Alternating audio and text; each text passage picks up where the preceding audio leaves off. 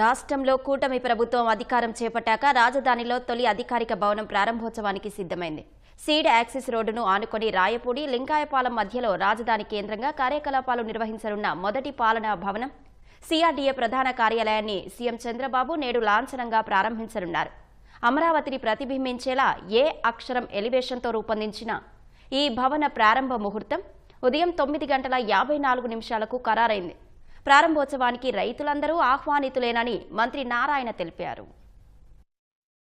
రాజధాని నిర్మాణ పనులన్నీ ఇకపై అమరావతి కేంద్రంగానే ప్రభుత్వం పర్యవేక్షించనుంది. ప్రజా రాజధానిలో పాలనా సౌలభ్యం కోసం అన్ని హెచ్ఓడీలు ఒకే చోట ప్రజలందరికీ అందుబాటులో ఉండేలా సరికొత్త హంగులతో నిర్మించిన భవనాల ప్రారంభోత్సవం నేడు ముఖ్యమంత్రి చంద్రబాబు చేతుల మీదుగా జరగనుంది. అమరావతికి భూములిచ్చిన రైతులకు దగ్గరగా సిఆర్డీఏ ప్రధాన కార్యాలయం నేటి నుంచి అందుబాటులోకి రానుంది. మొత్తం 4.32 ఎకరాల విస్తీర్ణంలో G+7 భవనంలో 3,07,326 చదరపు అడుగుల విస్తీర్ణంలో నిర్మాణం పూర్తయింది. ఈ విస్తీర్ణంలో ప్రధాన భవనం 0.73 ఎకరాలు, గ్రీన్ జోన్ 0.88 ఎకరాలు, పార్కింగ్ ప్రాంతం 1.3 ఎకరాలు, ఓపెన్ స్పేస్ 0.96 ఎకరాలు, ఎస్టీపీని 0.39 ఎకరాల్లో నిర్మాణం చేశారు. మొదటి అంతస్తులో సమావేశ మందిరాలు, 2, 3, 5 అంతస్తులు సిఆర్డీఏ, 4వ అంతస్తులో సిడిఎంఏ పురపాలక శాఖ డైరెక్టరేట్లను ఏర్పాటు చేశారు. 6వ అంతస్తులో అమరావతి డెవలప్మెంట్ కార్పొరేషన్ లిమిటెడ్, 7వ అంతస్తులో పురపాలక శాఖ మంత్రి పేషి, పురపాలక శాఖ ముఖ్య కార్యదర్శి, ప్రజారోగ్య శాఖ ఈఎన్సీ, సిడిఈ, ఎస్డీఈ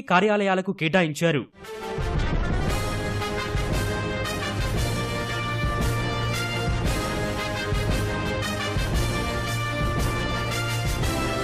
అడుగడుగునా ఆధునిక నిర్మాణ శైలి, కళ్లు చెదిరే ఇంటీరియర్స్, సిబ్బంది కోసం వర్క్ స్టేషన్లతో కార్పొరేటుకు ఏమాత్రం తీసిపోని రీతిలో అన్ని హంగులతో సిఆర్డీఏ ప్రధాన కార్యాలయం సిద్ధమైంది. గత టీడీపీ ప్రభుత్వ హయాంలో సిఆర్డీఏ ప్రధాన కార్యాలయ నిర్మాణ పనులు ప్రారంభమైన 2019లో వచ్చిన వైసీపీ ప్రభుత్వం 5 ఏళ్లు పనులు నిలిపివేసింది. కూటమి ప్రభుత్వం తిరిగి పగ్గాలు చేపట్టాక గతేడాది అక్టోబర్లో సీఎం చంద్రబాబు ప్రాజెక్టు పనులకు లాంఛనంగా భూమి పూజ చేశారు. ప్రధాన కార్యాలయ నిర్మాణానికి 10 నమూనాలు రూపొందించి వెబ్సైట్లో ఉంచి ప్రజల నుంచి ఓటింగ్ నిర్వహించి ఎలివేషన్ రూపొందించారు. కార్యాలయ ముఖభాగం లైటింగ్ డిజైన్ ను కూడా ఓటింగ్ కు పెట్టారు.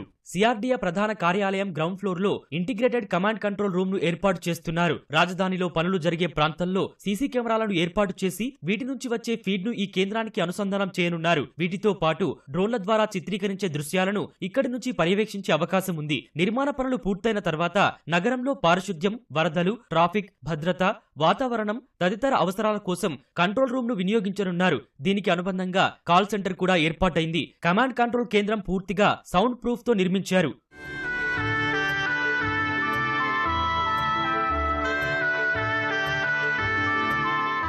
భవనం మొత్తంలో ఒక్కొక్కటి 8 మంది సామర్థ్యంతో మొత్తం 7 లిఫ్టులు ఏర్పాటు చేశారు. 170 4 వీలర్, 170 బైకులు పట్టేలా పార్కింగ్ వసతి కల్పించారు. ఈ ప్రధాన కార్యాలయానికి పక్కనే మొత్తం 8 ఎకరాల్లో పార్కింగ్ ఏరియాతో కలిపి మరో 4